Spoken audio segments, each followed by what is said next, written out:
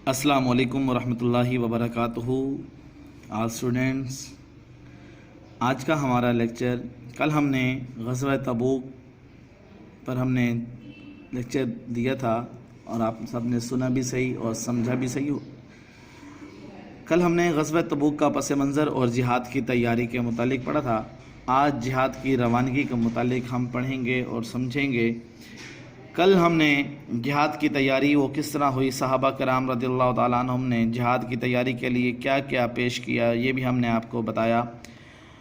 और आज उसकी एक और कड़ी जिहाद की तैयारी के मुतालिक कल हमने पढ़ा और आज जिहाद की रवानगी के मुतालिक हम पढ़ेंगे। बाज़ सहाबा कराम रज़ियल्लाहु ताला अन्हुम इस कदर बेसर व समान थे कि वो जिहाद की तैयारी में हिस्सा ना ले सके। उन्होंने अपनी जाने बारगाह रिसालत सल्लल्लाहु अलैहि वसल्लम में पेश करते हुए अर्ज़ की, उन्हें भी जिहाद फ़ी सबीलिल्लाह में साथ ले जाया जाए। आप सल्लल्लाहु अलैहि वसल्लम ने सवारियों की कमी की वजह से उन्हें मदीना मुनव्वरा में ठहरने का हुक्म दिया। बेटा यहाँ थोड़ा समझिएगा, इससे क्या मुराद। हुज़ूर अकरम सल्लल्लाहु अलैहि वसल्लम ने जब ये इरशाद फरमाया ना सहाबा को कि जाओ, जो कुछ तुम जिहाद के लिए लेकर आ सकते हो माल ले आओ, तो इस मौके पर हज़रत अबू बकर सिद्दीक़ रज़ियल्लाहु ताला अन्हु, हज़रत उमर फ़ारूक, हज़रत उस्मान गनी और दीगर सहाबा कराम और गए अपने अपने घरों में और सामान लेकर आए। जब वापस लौटे तो हज़रत अबू बकर सिद्दीक़ रज़ियल्लाहु ताला अन्हु ने इरशाद फरमाया, हुज़ूर मैं अपने घर का सारा सामान लेकर आपकी बारगाह में हाज़िर हो गया। हज़रत उमर फ़ारूक रज़ियल्लाहु ताला अन्हु ने इरशाद फरमाया कि मैं अपने घर का आधा सामान ले आया। हज़रत उस्मान गनी रज़ियल्लाहु ताला अन्हु ने 900 ऊँट, 100 घोड़े, 1000 दिनार और 200 औक़िया चांदी आप सल्लल्लाहु अलैहि वसल्लम की खिदमत में पेश की। जो दूसरे सहाबा थे, दीगर सहाबा ने फिर क्या किया, अपनी अपनी इस्तात के मुताबिक, अपनी अपनी तौफ़ीक के मुताबिक जिहाद में बढ़ चढ़कर जिहाद की तैयारी में हिस्सा लिया, बढ़ चढ़ कर हिस्सा लिया। जो कुछ हो सकता था दीगर सहाबा ले आए।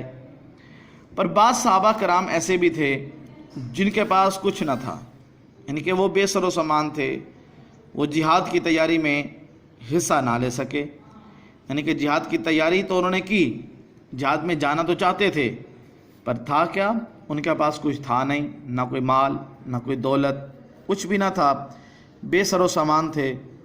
तो उन्होंने हुज़ूर अकरम सल्लल्लाहु अलैहि वसल्लम की बारगाह में पेश हुए, हुज़ूर सल्लल्लाहु अलैहि वसल्लम की खिदमत में पेश हुए, आके अर्ज़ करने लगे, ए अल्लाह के नबी सल्लल्लाहु अलैहि वसल्लम, हमें भी जिहाद में ले जाएं, हमें भी जिहाद फ़ी सबीलिल्लाह में साथ ले जाएं। अल्लाह की राह में हम भी जाना चाहते हैं, हमारे पास तो कुछ है नहीं, तो हम जिहाद में ज़रूर जाएंगे, हमें भी साथ ले जाएं। जब इतनी बात हुज़ूर अकरम सल्लल्लाहु अलैहि वसल्लम ने सुनी तो मेरे आका सल्लल्लाहु अलैहि वसल्लम ने इरशाद फरमाया, ऐ सहाबा, आप सल्लल्लाहु अलैहि वसल्लम ने सवारियों की कमी की वजह से उन्हें मदीना मुनव्वरा में ठहरने का हुक्म दिया। यानी हुज़ूर अकरम सल्लल्लाहु अलैहि वसल्लम ने इरशाद फरमाया, सहाबा तुम ऐसे करो, तुम्हारे पास अगर कुछ नहीं है, तुम बेसर व सामान हो, जिहाद में जाना चाहते हो, तो तुम ऐसे करो, तुम यहीं पर मदीना मुनव्वरा में ही ठहर जाओ, क्योंकि सवारियां कम हैं और सवार बहुत ज़्यादा हैं, तो इसलिए तुम ऐसा करो, मदीना मुनव्वरा में ही ठहर जाओ। फिर उसके बाद खुलूस, जब उन्होंने ये सुना ना सहाबा ने, फिर क्या हुआ, खुलूस, जज्बात और जिहाद पर साथ ना जाने की हसरत में उनकी आँखों से आंसू निकल पड़े। अल्लाह ताला ने इरशाद फरमाया, आयत है सूरत तौबा की आयत नंबर 92। अल्लाह ने इरशाद फरमाया, व आयुनुहुम तफीदु मिनद्दमई हज़नन अल्ला यजिदु मा युनफिकून। तर्जुमा जिसका ये है, और इस गम से कि उनके पास खर्च मौजूद न था, उनकी आँखों से आंसू बह रहे थे। जब अल्लाह रब्बुल इज़्ज़त ने ये इरशाद फरमाया कि इस गम से कि उनके पास कुछ मौजूद न था खर्च, और उनकी आंखों में से आंसू निकल पड़े, जब हुज़ूर ने یہ آنسو کیوں نکلے؟ جب حضور نے یہ ارشاد فرمایا کہ صحابہ تم ایسے کرو، سواریاں تو کم ہیں اور سوار پہلے بہت زیادہ ہیں، تو تم ایسے کرو، تم جہاد میں نہ جاؤ بلکہ تم یہیں مدینہ منورہ میں ہی ٹھہر جاؤ، یہیں پر ہی قیام کرو۔ جب یہ سنا صحابہ نے کہ اب ہم حضور کے ساتھ نہیں جائیں گے، اس جہاد میں ہم نہیں جا سکتے، تو جب یہ فرمان سنا نا حضور کا صحابہ نے، تو پھر ہوا کیا؟ ان صحابہ کرام کی آنکھوں میں سے آنسو بہنا شروع ہو گئے۔ یہ تو تھا بیٹا آج کا ہمارا لیکچر، اور آپ نے اس کا جو ہوم ورک کرنا ہے، ایک تو نمبر 1 آپ نے اس کو اچھی طریقے سے یاد کرنا ہے، اور نمبر 2 آپ نے اس سبق کی جو مشق ہے، ایکسرسائز ہے، مختصر سوالات کے جوابات۔ پہلا سوال، رومی فوجیں کس ملک کی سرحد پر جمع ہونا شروع ہو گئی؟ نمبر 2، ہرقل نے کتنے افراد کا لشکر تیار کیا؟ نمبر 3، حضرت ابوبکر صدیق رضی اللہ تعالیٰ عنہ نے غزوہ تبوک کی تیاری کے لیے کیا پیش کیا؟ اور نمبر 4، بعض صحابہ کرام رضی اللہ تعالیٰ عنہم کی آنکھوں میں سے آنسو کیوں نکل پڑے؟ اور لاسٹ سوال، جیش العسرہ کا مطلب کیا ہے؟ بیٹا یہ 5 سوال آپ نے لکھنے بھی ہیں اور اچھی طریقے سے یاد بھی کرنے ہیں۔ میں آپ کو ان سوالات کے جوابات بتا دیتا ہوں۔ سوال نمبر 1، رومی فوجیں کس ملک کی سرحد پر جمع ہونا شروع ہو گئی؟ اس کا جواب پیج نمبر 37 پر موجود ہے، آئیے میں آپ کو بتاؤں۔ بیٹا اس کا سوال نمبر 1 کا جو جواب ہے یہ آپ دیکھیں، غزوہ تبوک کا جو پہلا پیراگراف ہے پس منظر والا، اس کی سیکنڈ لاسٹ لائن، رومی فوجیں مسلمانوں پر حملہ آور ہونے کے لیے شام کی سرحد پر جمع ہونا شروع ہو گئیں۔ یہ سوال نمبر 1 کا جواب۔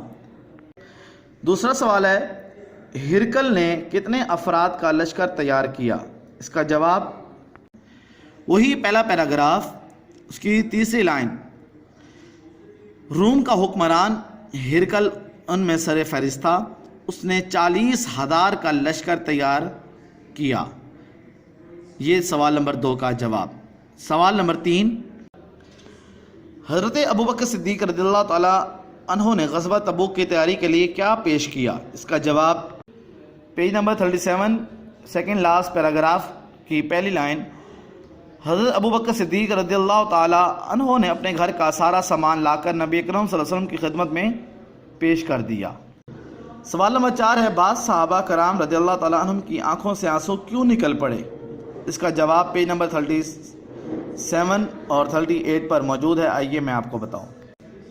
پیج نمبر 37 کی لاسٹ پیراگراف، اس کی لاسٹ لائن، آپ صلی اللہ علیہ وسلم نے سواریوں کی کمی کی وجہ سے انہیں مدینہ منورہ میں ٹھہرنے کا حکم دیا، خلوص، جذبات اور جہاد پر ساتھ نہ جانے کی حسرت میں ان کی آنکھوں سے آنسو نکل پڑے۔ یہ پیج نمبر 38 کی پہلی لائن، یہ آخری سیکنڈ لاسٹ کوشچن کا جواب۔ اور لاسٹ سوال ہے، جیش العسرہ کا مطلب کیا ہے؟ جیش العسرہ کا مطلب کیا ہے؟ یہ پیج نمبر 38 جہاں پر پہلی آیت لکھی ہوئی ہے، آیت کے نیچے والا پیراگراف، اس کی آخری لائن، جیش العسرہ یعنی تنگی کا لشکر، جیش العسرہ تنگی کا لشکر بھی کہا جاتا ہے۔ ٹھیک ہے بیٹا، یہ 5 سوال آپ نے لکھنے بھی ہیں، یاد بھی کرنے ہیں، اور اچھی رائٹنگ میں آپ نے یہ سارا کام لکھنا ہے اور اسے اچھی طریقے سے یاد بھی کریں گے۔ امید کرتا ہوں کہ آپ کو یہ لیکچر آپ کو سمجھ آ گیا ہوگا۔ اگر آپ نے ریپیٹ اس کو سننا ہو تو نعیم اسلامی پبلک اسکول کے نام سے جو آپ کا اپنا اسکول ہے، اس پر یہ لیکچر یوٹیوب چینل پہ یہ موجود ہوگا، تو آپ وہاں سے بھی اسے دوبارہ سن سکتے ہیں۔ اللہ رب العزت ہم سب کا حامی و ناصر ہو۔ السلام علیکم ورحمۃ اللہ وبرکاتہ۔